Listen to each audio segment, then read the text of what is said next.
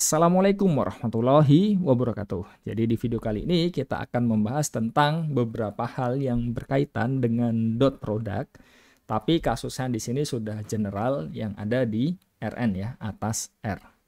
Oke, langsung saja. Kalau kita lihat definisinya sendiri, jadi perhatikan ketika kita ini ya di R2, ya kan, di R2.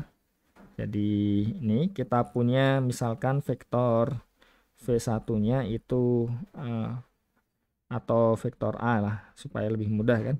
Jadi kita punya di sini A1, A2, terus kita punya B-nya ini B1, B2 misalkan ya. Kita punya A didotkan dengan B. Ini kan jadi begini kan. A1 kali B1 ditambah A2 kali B2. Dan selanjutnya juga kalau kita punya di R3, nah kita punya ini kan 3 komponen ya. Dan juga ininya B1, B2, B3 misalkan. Kita punya A dot B-nya dia kan jadi A1 kali B1 tambah A2 kali B2 ditambah A3 kali B3. Nah, mirip seperti ketika kita melihat operasi penjumlahan di Rn, otomatis ketika kita punya seperti ini, ada satu ini ya, tambahan di sini ya, ketika kita punya satu komponen lebih banyak kan.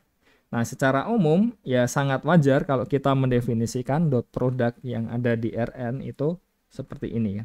Dengan catatan ini ya vektor A-nya ini kan A1, A2 dan seterusnya sampai AN ya. Dan B-nya di sini adalah B1, B2, BN ya. Oke, jadi sangat wajar kalau kita mendefinisikan dot produknya adalah seperti ini atau hasil kali titiknya.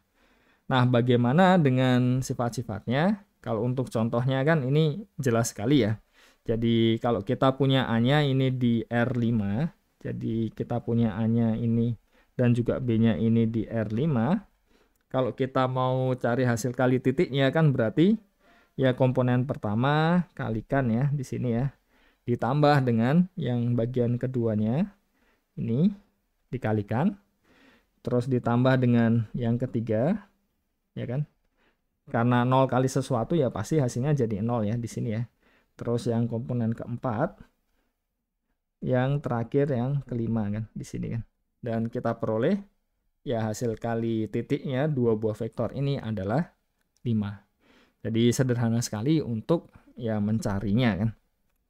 Nah, bagaimana dengan sifat-sifatnya? Jadi untuk buktinya kurang lebih mirip seperti yang kasus di R2 maupun yang ada di R3 kan. Jadi pertama adalah kita tahu dot product itu akan menjadi ya bersifat komutatif ya. Jadi perhatikan kalau kita punya seperti ini, masing-masingnya itu kan bisa kita balik kan. Jadi ini bisa kita balik sampai ke belakang, kita bisa balik juga ya. Jadi otomatis ya secara keseluruhan kalau kita lihat ya kan berlaku komutatif. Terus bagaimana dengan A dot A ya? Jadi A dot A ini kan akan jadi kalau seperti yang ini tadi ya. Kita punya jadi A1 kuadrat tambah A2 kuadrat dan seterusnya sampai AN kuadrat.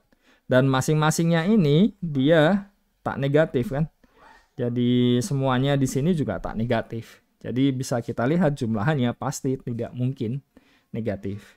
Dan dia akan menjadi 0 kapan? Nolnya ya ketika masing-masing, kalau kita punya jumlahan, masing-masingnya dia tak negatif, terus menghasilkan di sini 0, ya masing-masingnya ini harus 0. Ini 0, ini juga harus 0. Jadi kita punya vektor A-nya harus 0. Dan ini adalah syarat perlu dan cukup ketika A dot A-nya ini jadi 0. Terus yang ketiga adalah ini by definisi ya, dari definisi bisa kita tunjukkan dengan mudah kalau dia akan berlaku sifat ini. Dan terakhir adalah ya sama ya seperti yang kita punya di R3 juga. Kalau kita lihat definisi dari norm, ya dia akan menjadi kalau norm dari A ini dikuadratkan, ini kan jadi A1 kuadrat tambah A2 kuadrat tambah seterusnya tambah AN kuadrat yang mana ini adalah A dot A. Jadi jelas di situ. Nah, bagaimana dengan sudutnya? Jadi ya idenya sama persis seperti yang sudah kita bahas di R2 maupun di R3. Jadi kita bisa peroleh untuk mencari besar sudutnya itu bagaimana ya kita punya nilai dari kosinus theta akan sama dengan A dot B dibagi dengan panjang A dikali panjang B. Dan dari sini kita juga bisa mendefinisikan proyeksinya juga. Jadi kurang lebih untuk idenya ya sama seperti yang sudah kita bahas sebelumnya. Oke, jadi mungkin itu saja untuk video kali ini. Semoga dapat dipahami dengan baik dan semoga bermanfaat. Wassalamualaikum warahmatullahi wabarakatuh.